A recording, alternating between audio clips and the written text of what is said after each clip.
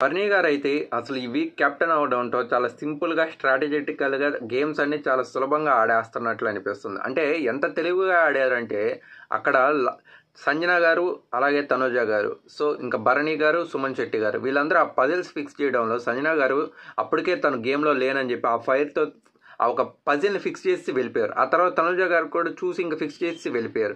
ఇంకా ఆ తర్వాత వాళ్ళిద్దరూ అక్కడ పడుతున్న స్ట్రగుల్ అనేది ఒక పక్క గమనిస్తూ ఇటు పక్క పజిల్ అనేది ఫిక్స్ చేసుకుంటూ ఆ ట్రెడ్మిల్లో వచ్చే ఆ ఒక థ్రెడ్ని అలాగే ఐరన్ని చైన్స్ని కిందకి లాస్ట్ పడేదాకా ఇక్కడ ఆయనకి కావాలని అక్కడ పజిల్ రాలేదో లేకపోతే స్ట్రాటజిటికల్గా ఆయన ఆలోచించారో ఏమో కానీ అక్కడైతే మొత్తానికి విన్ అయ్యారనమాట. లాస్ట్ దాకా వచ్చి అది విన్ అయ్యి ఆ థ్రెడ్ పుల్లింగ్ అంతా తీసుకొని ఆ టాస్క్లో విన్ అయిపోయారనమాట. సో ఈ మాత్రం టెక్నిక్ పక్కన ఉన్న సుమన్ శెట్టి గారికి తెలియలేదంటారా?